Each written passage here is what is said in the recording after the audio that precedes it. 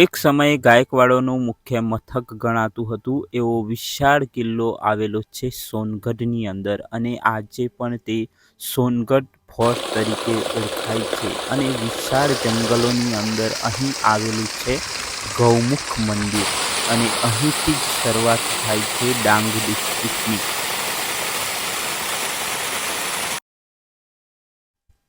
માંડવીની અંદર આપણે રોકાયા હતા અને સવારમાં આપણે નીકળી ગયા છીએ તાપી જિલ્લા તરફ, એટલે કે ત્યાં ઉકાઈ ડેમ આવેલો છે અને ત્યાંથી આગળ જતાં સોનગઢ આવેલું છે. તો આપણે સોનગઢનો કિલ્લો જોવા માટે આગળ વધી રહ્યા છીએ. હેલો મિત્રો, કેમ છો? આશા કરું કે તમે બધા મજામાં જ હશો અને આપણે પણ મજામાં જ છીએ. અને હાલ મિત્રો હું છું તાપી જિલ્લાની અંદર, અને તાપી જિલ્લામાં સોનગઢ આવેલું છે અને સોનગઢમાં એક કિલ્લો આવેલો છે. તો તે જોવા માટે હું જઈ રહ્યો છું અને ત્યાર પછી આપણે ડાંગ જિલ્લા તરફ આગળ વધવાના છીએ. તો વિડીયો એન્ડ સુધી જરૂર જોજો. અને આજે હું તમને સોનગઢનો જે કિલ્લો છે તે બતાવવાનો છું, સાથે સાથે આગળ ઘણું બધું બતાવવાનો છું. તો આ જે રસ્તો દેખાય તે ઉકાઈ ડેમ તરફ જવા માટેનો છે અને આ રસ્તેથી આપણે આગળ વધવાનું છે. પરંતુ હાલ આપણે જવાના છીએ સોનગઢ, અને આ જે તમને ઊંચો જે ડુંગર દેખાય ત્યાં જવાના છીએ અને ત્યાં આવેલો છે કિલ્લો. તો ચાલો આપણે આગળ વધીએ.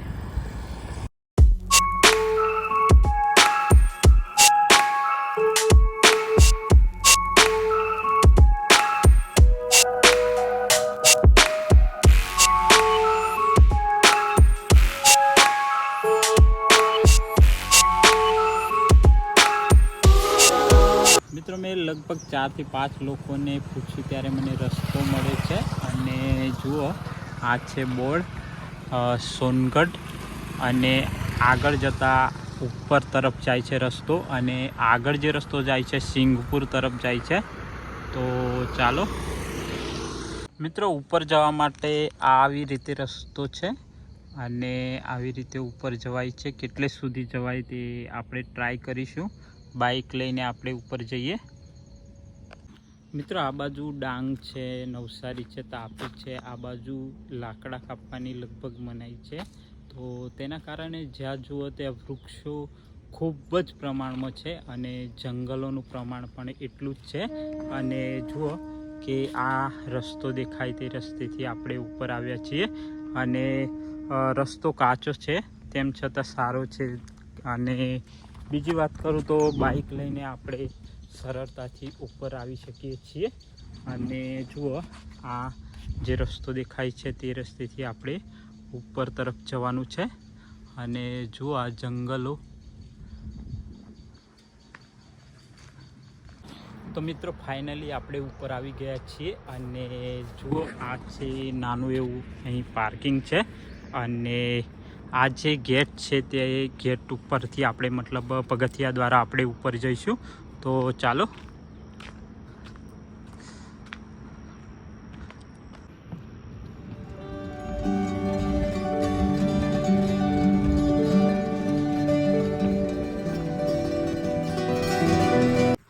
જ્યારે તમે થોડા મતલબ ઉપર આવી જશો ત્યારે આ જે પગથિયા દેખાય તે પગથિયાથી આપણે ઉપર ચડવું પડશે.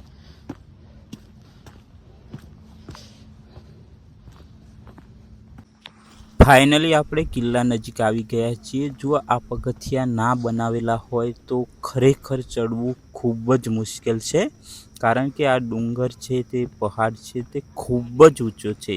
જ્યારે તમે અહીં આવશો ત્યારે જ તમને ખબર પડશે. અને શરૂઆતની અંદર જુઓ, આ સરસ એવો ગેટ બનાવેલો છે, બંને બાજુ તોપો મૂકેલી છે.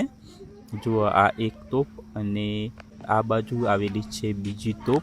અને અહીંથી જે નજારો છે તે ખૂબ જ સરસ અને સુંદર છે. અને હવે આપણે અંદર આવી ગયા છીએ.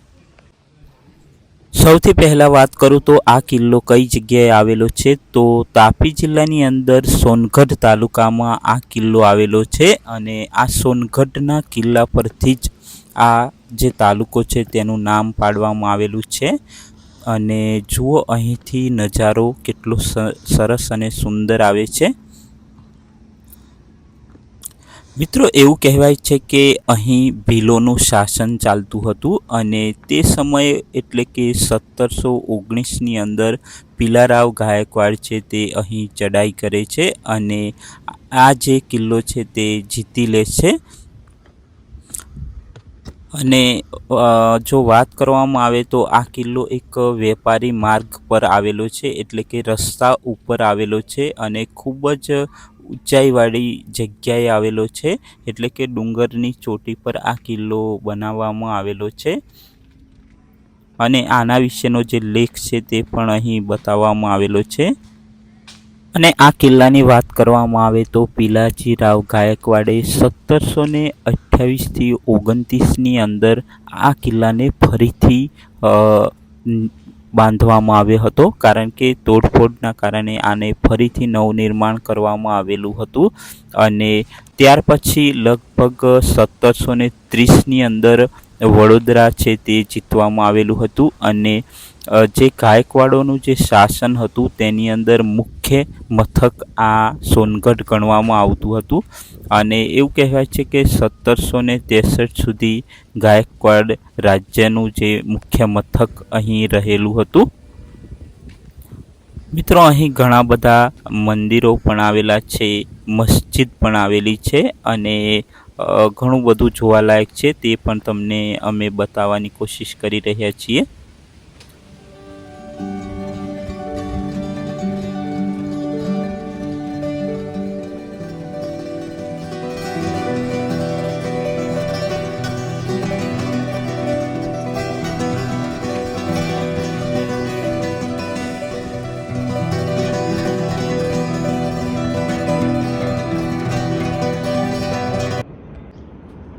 અને મિત્રો ગોળ ગોળ ફરતે આ રીતે કોટ એટલે કે દિવાલ બનાવેલી છે અને આ છે વ્યૂ પોઈન્ટ. જુઓ, હવે આપણે થોડા આગળ વધીશું.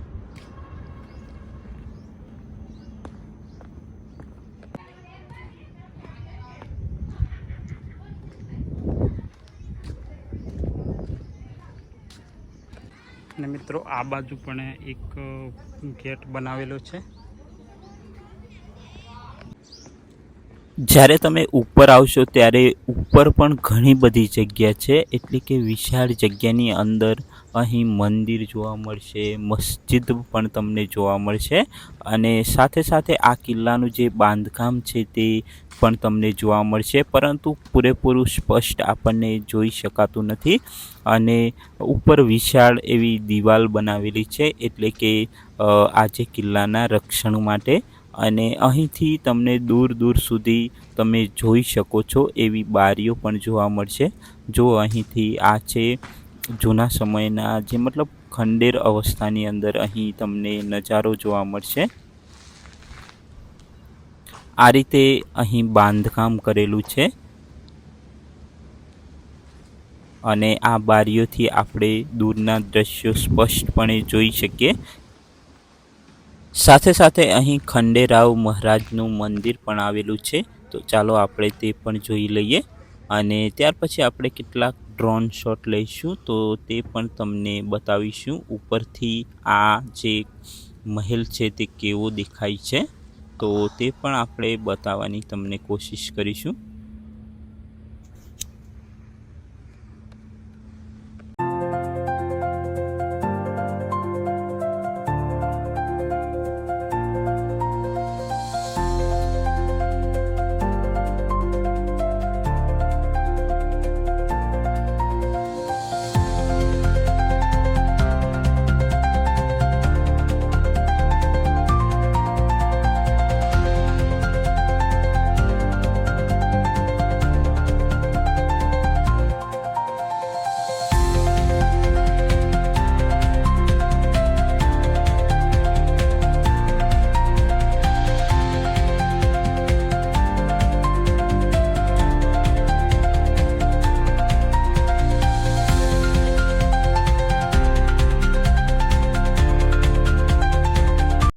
હવે આપણે ગૌમુખ મંદિર આવેલું છે તેની તરફ આપણે આગળ વધી રહ્યા છીએ અને એ પણ ગાઢ જંગલોની અંદર આવેલું છે.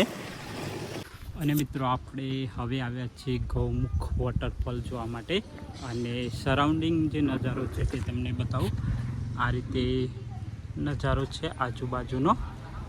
આ પાર્કિંગ વ્યવસ્થા છે, ગોળ ગોળ પાર્કિંગની વ્યવસ્થા છે અને જો આજુબાજુ દુકાનો છે.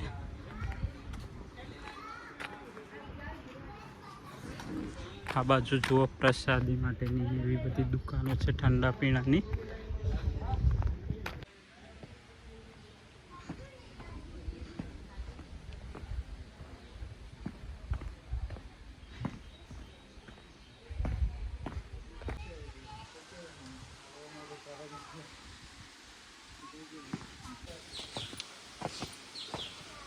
મિત્રો આપણે હવે ધીરે ધીરે નીચે જઈ રહ્યા છીએ અને આવી ગયા.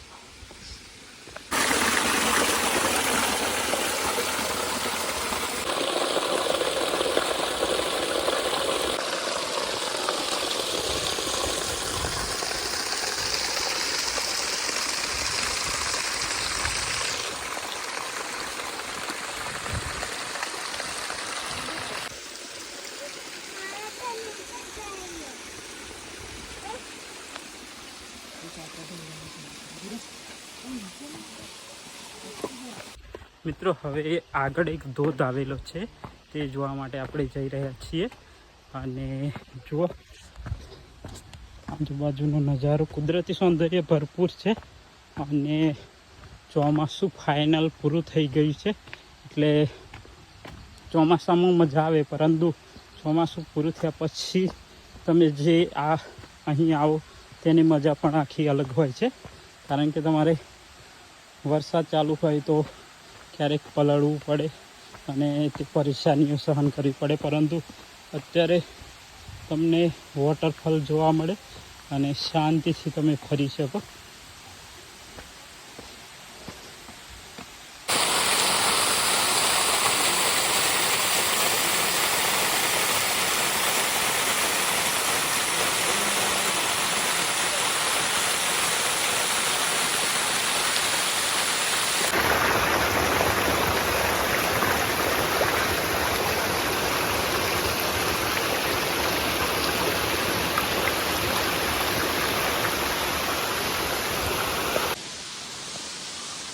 મિત્રો મારી પાછળ તમે જોઈ શકો છો કે વોટરફોલ છે અને મારી પાછળ બીજું આવેલું છે મંદિર અને બીજું આજુબાજુ તમે જુઓ સરસ અને સુંદર જગ્યા છે અને એકદમ શાંત વાતાવરણ છે.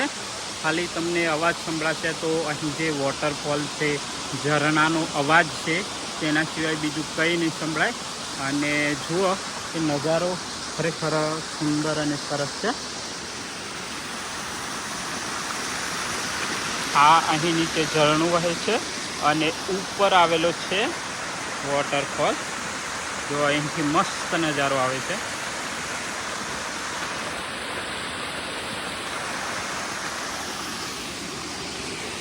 તો મિત્રો કમેન્ટ કરીને જરૂર કહેજો કે તમને આ વિડીયો કેવો લાગ્યો.